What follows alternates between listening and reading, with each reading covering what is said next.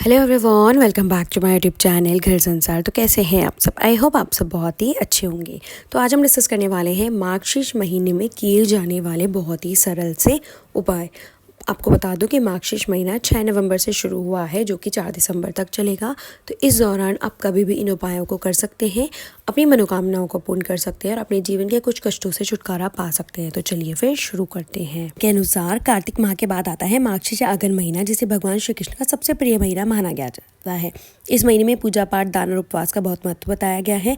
अगर आप इस समय कुछ नियमों का पालन करते हैं तो जीवन में सुख, शांति, समृद्धि और भगवान कृष्ण की कृपा हमेशा बनी रहती है।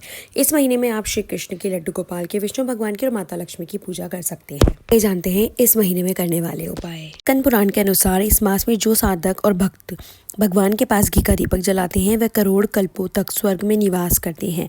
मान्यता है कि इससे जाग जाएगा सोया हुआ भाग्य भी जग जाता है और इससे जीवन में धन धान्य की कमी नहीं होती है।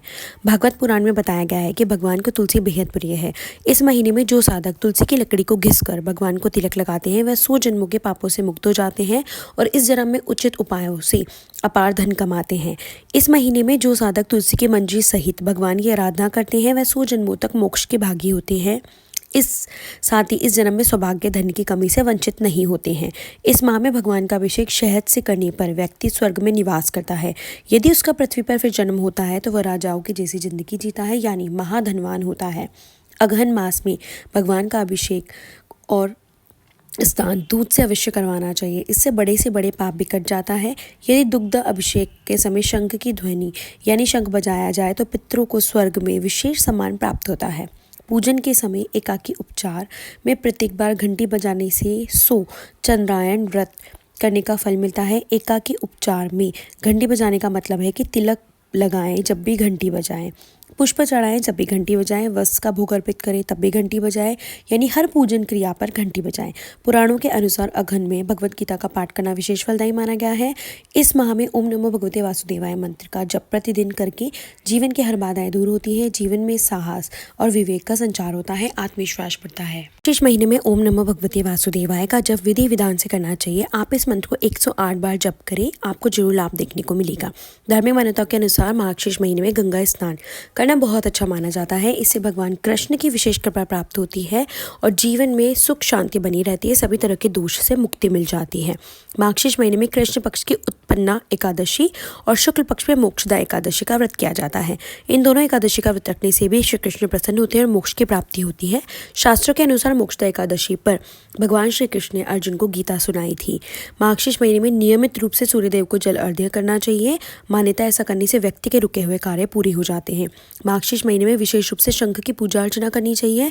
इससे श्री कृष्ण अपनी विशेष कृपा बनाए रखते हैं, जीवन में सुख शांति का वास होता है। इसके अलावा शंख के पानी का छिड़काव करने से नकारात्मक शक्ति दूर होती है। यदि आपके जीवन में कोई बड़ी परेशानी है और उससे आप उबरना चाहते हैं तो इस महीने में तुलसी की मंजरी को भगवान विष्णु को अर्पित करें। इसी के साथ आपको विष्णु सहस्त्र नाम का 108 बार जाप भी करना होगा। इससे भी आपकी समस्त प्रकार की समस्याएं दूर हो सकती है और मोक्ष की प्राप्ति हो सकती है।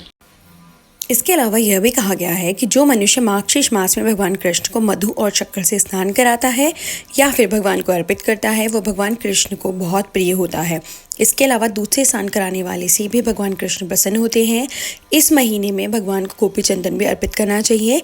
कहा जाता है जो भगवान को स्नान कराने के बाद उनको गोपी चंदन लगाता है उसे अपने सत्कर्मों का फल कई गुना मिलता है। माँ लक्ष्मी भी हमेशा उससे प्रसन्न रहती है और सदैव उसके घर पर निवास करती है। जो व्यक्ति इस महीने में गोपी चंदन लगाता है उसे किसी प्रकार की पीड़ा नहीं होती है। शीश मास में यदि आप ओम दामोदराय नमः मंत्र के उच्चारण के साथ अपने गुरु को प्रणाम करते हैं तो आपकी प्रगति में आने वाले अवरोध स्वतः ही खत्म हो जाएंगे। मार्गशीर्ष मास में शंख की पूजा की जाती है। पूजा के समय शंख में पवित्र जल भरें और उसे भगवान के चारों ओर घुमाएं। शंख के जल को घर में छिड़कने से शांति आती है, मन मुटाव खत्म होता है।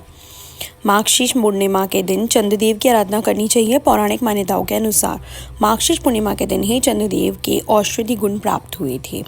मार्गशीर्ष मास में व्यक्ति को संभव हो तो यमुना में स्नान करें या फिर किसी नदी या सरोवर में स्नान करें और भगवान श्री कृष्ण को स्मरण करें। ऐसा करने से श्री कृष्ण की कृपा प्राप्त होती है, मनोकामनाएं पूरी होती है। मार्गशीर्ष मास में प्रतिदिन स्नान के बाद भगवान श्री कृष्ण की आराधना करें। संध्या के समय भजन कीर्तन में विशेष फलदायी होता है। मार्गशीर्ष मास में पूजा के समय भगवान विष्णु के मंत्र ओम नमो भगवते वासुदेवाय का जाप करना चाहिए।